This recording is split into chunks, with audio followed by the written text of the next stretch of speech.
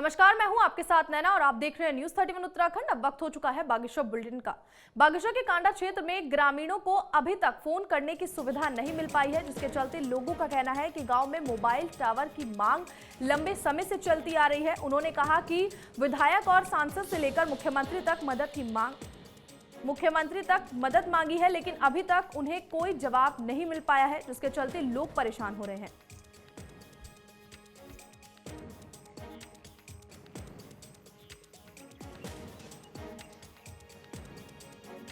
हमारे इस क्षेत्र में 4-5 ग्राम सभाएं हैं। हमें यहाँ पर नेट बिल्कुल ही नहीं मिलता है। हम परेशान हो जाते हैं। कहीं बाई चांस कोई आजकल व्हाट्सएप का समय है, फेसबुक का समय है, कोई हम इस्तेमाल नहीं कर पाते हैं इसको।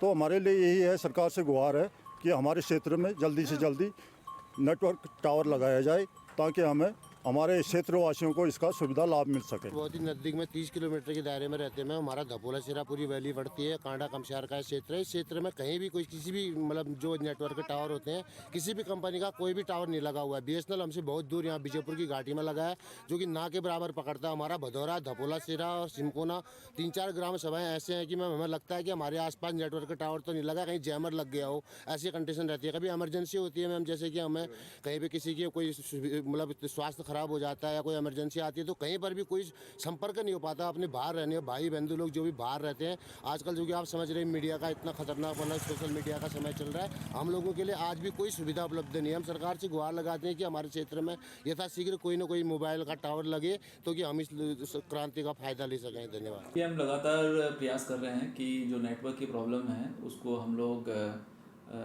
ठीक करें, और हमारी जो है लगातार संपर्क में हम लोग जो नेटवर्क हमारी कंपनीज़ हैं उनके साथ भी लगातार हम लोग बैठक करते रहते हैं, संपर्क में रहते हैं। और लगातार कंपनी के द्वारा भी आप देख रहे होंगे कि जो है उनका क्षेत्र जो है वो विस्तार करते जा रहे हैं। जो जियो है वो कांडा में भी पहुंच गया, कपकोट में भी पहुंच गया, शामा की तरफ भी पहुंच रहा है ना। तो काफ़ी उनका भी अभी एक्सपेंशन चल रहा है, लेकिन काफ़ी सारे हमारे एरियाज़ अभी भी छूटे हुए हैं और लगातार हम लोग उनके लिए प्रयास कर रहे हैं। जैसे अभी बदिया कोट में और जो खाती वाला एरिया है, यहाँ पे नेटवर्क की प्रॉब्लम थी, तो अभी जिला पंचायत के द्वारा लगभग 5 लाख रुपए। बागेश्वर जिले के गरुड़ में छटिया दुल्लेश्वर के पास मोटरमार्ग में पुलिया के पैराफिट क्षतिग्रस्त होने से लगातार दुर्घटना की संभावना बनी हुई है। जानकारी के मुताबिक घांगली तिराहे से 300 मीटर की दूरी पर दुल्लेश्वर के पास पिछले लंबे समय से पुलिया की सुरक्षा दीवार खतरे का सबब बनी है, जिसके चलते वहां पर कई बार दुर्घटनाएं भी हो चुकी हैं, लेकिन फिर भी अभी तक इसके लिए प्रशासन ने कोई ठोस कदम नहीं उठाया है।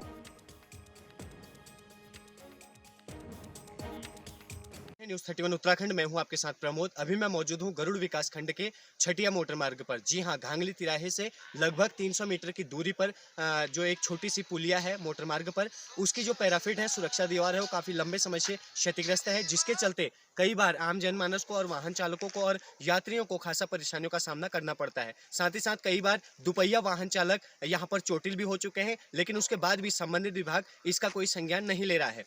अब ग्रामीणों ने और वाहन चालकों ने प्रशासन से तत्काल इस पुलिया को दुरुस्त करने की मांग की है, अन्यथा उग्र आंदोलन की चेतावनी दी है। न्यूज 31 उत्तराखंड के लिए गरुड़ छटिया से प्रमोद। बागेश्वर में जिलाधिकारी विनीत कुमार की अध्यक्षता में जिला खनिज फाउंडेशन न्यास बागेश्वर की बैठक आयोजित की गई, जिसमें खनन क्षेत्र में रहने वाले लोगों को विकास का लाभ देने की बात की गई है। वहीं इस मौके पर जिलाधिकारी ने क्षेत्र में रहने वाले लोगों को स्वास्थ्य, शिक्षा, पानी और स्कूल में शौचालय के निर्माण के लिए धनराशि देकर अधिकारी कर्मचारियों से तेजी से काम करवाने के निर्देश दिए हैं।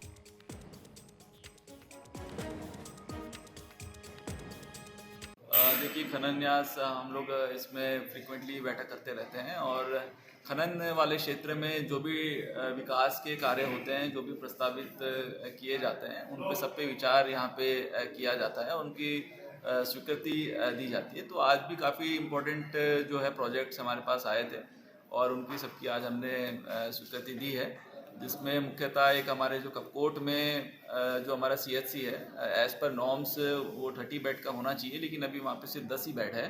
तो जो 20 बेड जो अतिरिक्त बेड बनने हैं, आज हमने उसकी भी स्वीकृति दी है।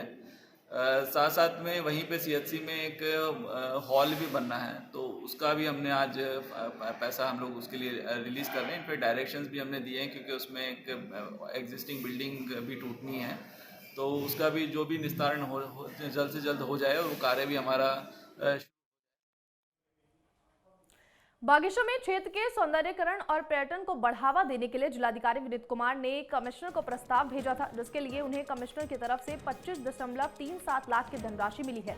इस दौरान जिलाधिकारी ने बताया कि इस धनराशि से जिले की दीवार पर वॉल पेंटिंग की जाएगी। इस दौरान उन्होंने पिंडारी ग्लेशियर और कई प्रसिद्ध धार्मिक स्थलों की दूरी के साथ ही उत्तराखंड की संस्कृति का म्यूरल आर्ट से चित्रांकन और कई सारे विकास के काम किए जाने की बात कही है।